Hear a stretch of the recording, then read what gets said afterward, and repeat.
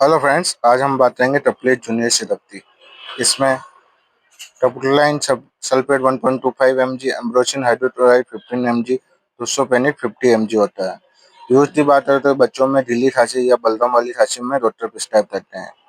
Dose की बात करें तो 6 से 12 साल तक बच्चों के लिए 5-5 ml सुबह दिन रात 3 टाइम।